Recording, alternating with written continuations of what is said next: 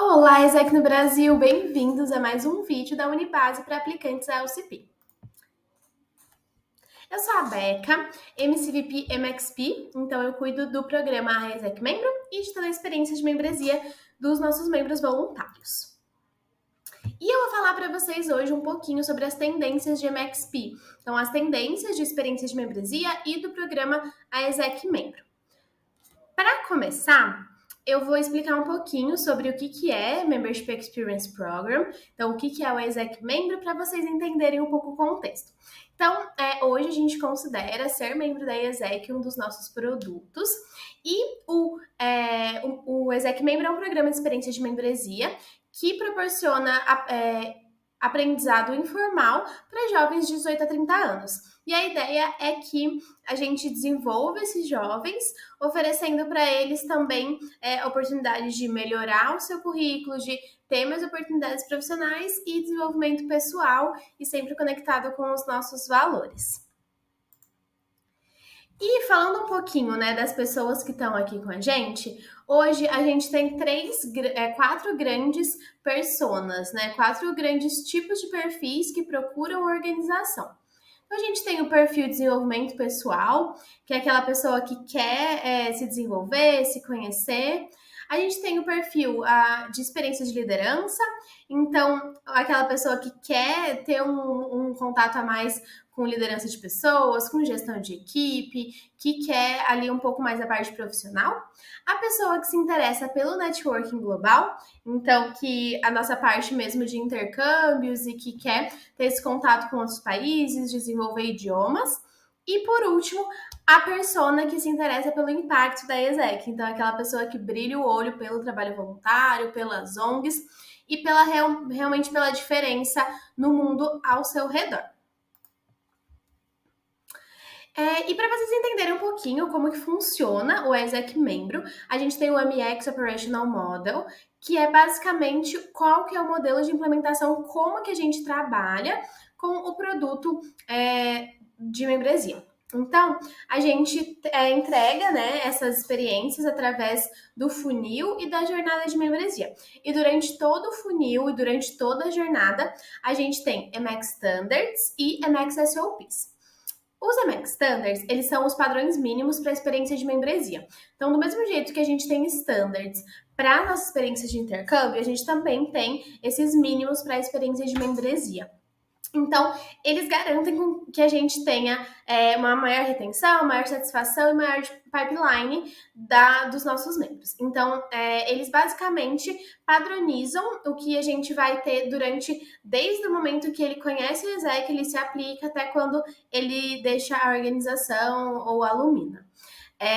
E as MX SOPs, elas são mais específicas para a DID do PPM e elas são processos para garantir a entrega dos MX Standards. Agora sim, falando das tendências de MXP, o que vocês podem olhar e estudar mais para trazer como inovação e também para prestar atenção durante o processo.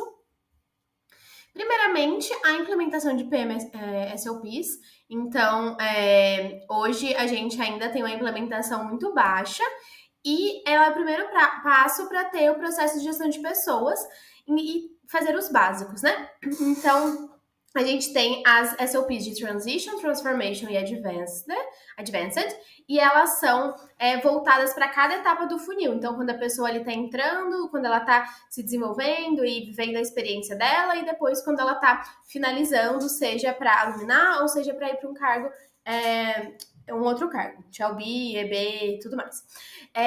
E aí, então, é muito importante que vocês entendam quais são esses processos e como que vocês conseguem aplicar eles com excelência para garantir a melhor qualidade da nossa experiência de membresia. A segunda tendência é modelo de competências. Então, o modelo de competências do ESEC Membro, ele é focado em 3 grandes competências, que são gestão de projetos, gestão de pessoas e autogestão. E dentro deles existem várias habilidades que a gente pretende desenvolver no membro. E aí, essas competências, elas são vivenciadas no dia a dia de trabalho e cada ciclo de educação e cada treinamento, ele deve visar desenvolver uma ou mais competências específicas. E aí, o interessante é que esse modelo, ele seja usado durante todo o processo de educação e de capacitação dos membros, para que eles consigam, através dessas competências e dos nossos valores, cumprir o objetivo que eles têm dentro da organização, seja qualquer um dos objetivos dos 4 lá iniciais que eu mostrei. A terceira tendência é o plano de sucessão. Então, o que é isso? O plano de sucessão, ele é mais que o plano de carreira. É o membro, ele entrar, ele entender o que ele quer fazer, ele entender onde ele quer chegar e já trabalhar para isso. Então, se o membro entrou e ele quer ser VP PM, ele já trabalhar para ser VP PM, ele ser incentivado a isso. E a gente fala muito de plano de sucessão também com relação à liderança. Então, os líderes já treinarem quem vão ser seus sucessores. Principalmente aqui, como a gente tem essa mudança de cargos muito rápida, é muito interessante com que o Tiel, ele já veja ali quem é o membro que vai ser o sucessor dele, já treinar essa pessoa para ser o melhor sucessor possível. E, principalmente, os membros compreenderem o papel deles aqui dentro, onde eles estão, onde eles querem chegar, e conectar com o desenvolvimento pessoal. Então, eles entenderem que para eles chegarem onde eles querem chegar, eles precisam se desenvolver e eles vão também ganhando outras habilidades e aquelas competências que a gente estava falando anteriormente. Agora, mais uma das tendências é a simplicidade no recrutamento. Então, quem já falou um pouco comigo sobre Upsell, eu falo muito sobre ser uma coisa, um processo simples, um processo curto, que não é para ser uma coisa super burocrática. Eles estão entrando para serem membros voluntários, são pessoas que muito provavelmente nunca tiveram contato com o mercado de trabalho. Então, é um processo que deve ser feito de uma maneira fluida, de uma maneira rápida e simples, porém padronizada. Então, principalmente padronizado nacionalmente, com todos os materiais que a gente tem, e de acordo também com os valores que a gente tem enquanto organização e dentro dos CLs. E aí é muito importante que o fit cultural também seja feito durante todo o processo, para que a gente garanta que vamos ter as pessoas certas que se conectam com a organização. Então, o fit cultural, para quem não conhece, também vale a pena dar uma pesquisada, é basicamente fazer ali o match, né, da organização, da cultura da organização com os valores pessoais. Então, é muito importante que isso seja feito e durante todo o processo para garantir que são as pessoas certas que estão entrando aqui na IESEC. Agora, falar um pouquinho de cultura, né? E aí, uma grande tendência é uma cultura durável. Então, a gente fala de uma cultura que vai ser construída hoje e que vai durar para os próximos anos. Ou que é uma cultura que já existe e vai ser reforçada. E aí, eu sempre gosto de colocar essa frase, que é Culture is Strategy for Breakfast, que é basicamente, cultura precisa de estratégia. Então, não é só falar, tem um valor, tem uma identidade, mas tem estratégias muito específicas e muito certinhas para conseguir implementar a cultura. E aí, coloquei até aí o iceberg da cultura para vocês lembrarem que uma cultura organizacional vai muito além do que a gente vê e vai muito além ali dos comportamentos, da identidade com que os membros se reconhecem.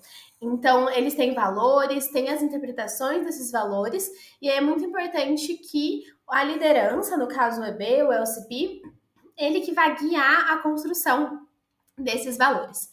Então, tem elementos além da identidade do CL e valores que se conectem com esses elementos e puxem o que vocês querem puxar pro CL de vocês. Então, valores que se conectem com os valores da organização, do Exec Way, mas que puxem o CL para onde vocês querem chegar. E ter principalmente um planejamento estratégico para isso, né? Então, planejamento estratégico, ter ações muito claras para a implementação da cultura. Agora, falando um pouquinho de geração Z, gestão de comunidade, e aí isso se conecta muito com a esfera de comunidade, né? A esfera social dentro do programa do Exec Membro, que eles são 3 esferas, né? A de trabalho, a social e a física. E essa esfera social ela é extremamente importante, pois somos uma organização voluntária, então eles têm que se sentir pertencentes. Além disso, a geração Z é uma geração que procura muito pertencimento. Eles querem sentir cada vez mais pertencentes. Então, é muito importante que tenham estratégias e momentos de gestão de comunidade, de conexão das pessoas, além daqueles momentos necessariamente de trabalho. É muito importante, a gente vai falar um pouquinho sobre isso, focar na performance, mas é importante também para garantir que essas pessoas tenham uma boa experiência e que elas queiram continuar na organização, olhar para estratégias de gestão de comunidade. Então, dei uma pesquisada também sobre isso, é super importante, mas basicamente ter ali a cultura e conseguir implementar isso através da gestão de comunidade, da comunicação interna e sempre conversando com o público que você tem que conversar, no caso com a geração Z.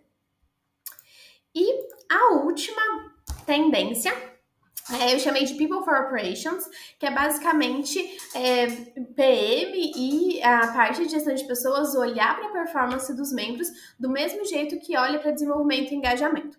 Então, eu gosto muito dessa frase, que é eu me desenvolvo quando performo. Então, que aqui na IESEC a gente faz com que os membros, a gente proporciona o desenvolvimento através da performance. Então, eles se desenvolvem trabalhando para fazer intercâmbios. Então, é muito importante, a gente tem que sempre falar de intercâmbio, a gente tem que sempre falar de performance, para que eles entendam que aqui dentro da ESEC a gente desenvolve liderança através de intercâmbio.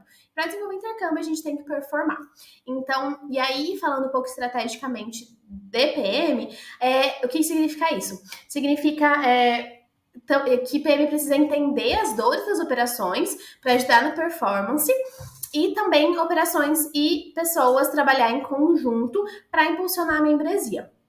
E sempre alinhando o desenvolvimento, engajamento, a performance e resultado, tá? E que para eles cumprirem essa nossa jornada de desenvolvimento, então eles vão ter essa jornada interna e externa, sempre olhando para performance e para que eles consigam fazer realmente desenvolver o propósito da ESEC, que é fazer intercâmbio. Bom, as tendências foram essas, aí agora eu vou deixar algumas diquinhas finais aqui, que primeiramente, o segredo do sucesso são os básicos bem feitos. Então, gente, falei lá de PM, SOPs no começo, aquilo ali é o básico. É muito importante que antes de pensar em coisas muito inovadoras, que vocês olhem se os básicos estão sendo bem feitos. Pesquise tendências de mercado, hoje a gente consegue ter várias referências externas e usar dentro da ESEC. Converse com DCPs também, vejam pessoas que estão mandando bem para vocês desenvolverem as estratégias de vocês durante o processo. Trate PM como uma área estratégica e processual, então PM não é só cuidar dos membros, tem estratégia, tem processos que precisam ser seguidos. E proponha sempre estratégias com base em dados. Então, hoje a gente tem muitos dados e a ideia é que cada vez tenham mais dados para a gente analisar e proponha sempre as estratégias através da análise desses dados, nunca baseado em achismos. Bom, gente, foi isso, esse vídeo. Muito obrigada por terem assistido até aqui. Eu espero que ajude vocês durante o processo. Tenham um ótimo processo e se precisarem de mim, fiquem super à vontade para me chamar no Telegram. Meu arroba tá aí embaixo, tá bom? Um beijo e até mais!